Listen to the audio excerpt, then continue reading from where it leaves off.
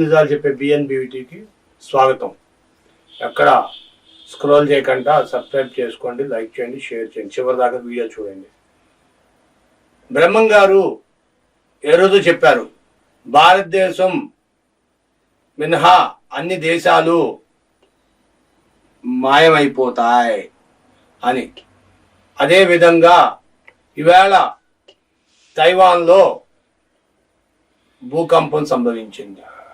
దరిదాపుగా 7.4% చుట్టుపక్కల ప్రదేశాలు మొత్తం 10 అంతస్తుల బిల్డింగులు కూడా ఒక సైడ్కి ఒక కాలు ఇరిగిపోయిన గుర్రంలాగా ఒరిగిపోయింది కిందకి.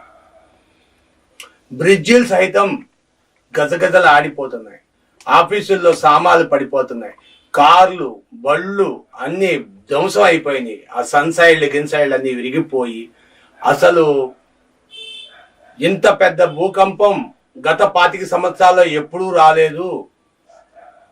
ఈ 25 సంవత్సరాల్లో ఇది మళ్ళా ఇప్పుడు సంభవించింది. ఇంతవరకు మనశ్శాంతిగా ప్రశాంతంగా ఉన్నాం, మళ్ళా ఇదేంటి విపత్తు అని పెద్ద పెద్ద ఫ్లైఓవర్లు సైతం ఒక సైడ్కి ఒరిగిపోయింది. కొన్ని అయితే ఆ బ్రిడ్జికి కింద దుమ్మలు ఉంటాయి, పిల్లర్స్ వేస్తారు, నెంబర్స్ ఉంటాయి, పోల్ నెంబర్ 1 పోల్ నెంబర్ 2 అని. అలాగా మధ్యలో రోడ్డు మధ్యలో ఉన్న పోల్ నెంబర్ 90 80 అది, ఆ నెంబర్ సరిగ్గా గుర్తులేదు.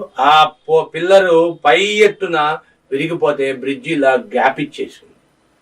అంత దారుణ స్థితిలో ఉన్నది భారతదేశం బయట. కానీ మనం తైవాన్ పక్కన చైనాకు వచ్చి ఉంటే పోయేదేమో అనుకోవాలి. ఎందుకంటే తైవాన్ బంగ్లాదేశ్కి అన్నిటికీ కూడా ఒక రకమైన అడ్డా. తైవాన్లో సహజంగా జనులు బాగా కష్టపడి పనిచేస్తారు. మేడ్ ఇన్ తైవాన్ అని చెప్పి రకరకాల ఐటెంలు ఇదివరకు వచ్చాయి. ఇప్పుడంటే చాలా వరకు ఎగుమతులు దిగుమతులు ఆగిపోయినాయి. కానీ ఒకప్పుడు భయంకరమైన ఎగుమతులు చేసేవారు. మేడ్ ఇన్ తైవాన్ అక్కాయ్ కంపెనీ అక్కడి నుండే వచ్చేది. అక్కాయ్ AKK అని చెప్పి ఉండేది అక్కాయ్ అని.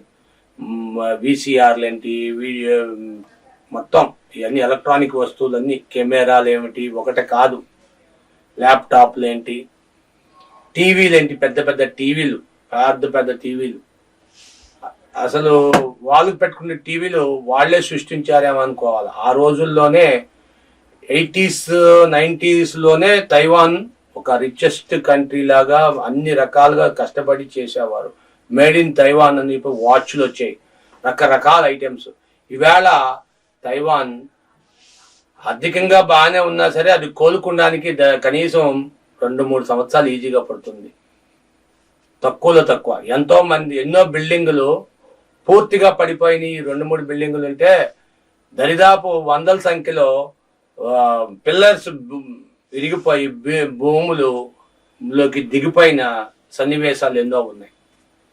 కాబట్టి భూకంపం వచ్చినప్పుడు ఒక ప్రదేశంలో ఖాళీ ప్రదేశం, నిర్దేశిత ప్రదేశంలోకో లేదా రోడ్డు మీదకి వెళ్ళి 2 చేతులు నిలువుగా సాపి కాళ్ళు బారు జాపి తలకాయ నేల మీద వాల్చి ఉంటే కొంచెం వరకు ప్రమాదం జరగకుండా ఉంటుందంట. చాలా వరకు, కొంచెం ఏంటి చాలా వరకు సేఫ్లో ఉంటామంట. అది భూకంపాలు వచ్చినప్పుడు తీసుకోవాల్సిన బాధ్యత. ఎందుకంటే బోర్లా పడుకుంటే ఈ కళ్ళు ముక్కు చెవుల మీద ఏమి తగలకంట చచ్చిపోతే మనిషి చచ్చిపోతే ఆ నెత్తి మీద పడి, లేకుంటే అలాగా శాశ్వతంగా చక్కగా హ్యాపీగా ఉంటారు. అందుకని భూకంపం వచ్చినప్పుడు నిర్దిష్ట ప్రదేశంలోకి వెళ్ళి ఖాళీగా ఉన్న ప్రాంతంలోకి, పొలాల్లోకి వెళ్ళినా పర్వాలేదు, ఒక ఖాళీ ప్రాంతంలోకి గబగబా వెళ్ళిపోయి ఆ ప్రాంతంలో బిల్డింగులు లేని దగ్గర ఖాళీగా ఉన్న పెద్ద పెద్ద రోడ్ల మీద చూసుకొని అక్కడ ఎల్లికిల్లా పడుకుంటే ప్రమాదం జరగడం తగ్గుద్దంట. మనిషికి ప్రమాదం సంభవించదు. పోతే ఆస్తులు మళ్ళా సంపాదించుకోవచ్చు, కానీ ప్రాణాలు పోతే మళ్ళా రావు కదా. అందుకని మీరు జాగ్రత్తగా ఈ నియమ నిబంధనని పాటించండి. దయచేసి మీ పిల్లలకు కూడా చెప్పండి, మీ స్నేహితులకు కూడా చెప్పండి. మీ విలువైన అభిప్రాయాలని కామెంట్ రూపంలో తెలియజేయండి, షేర్ చేయండి, లైక్ చేయండి, సబ్స్క్రైబ్ చేసుకోండి. Thank you for watching our channel, your channel. Thank you.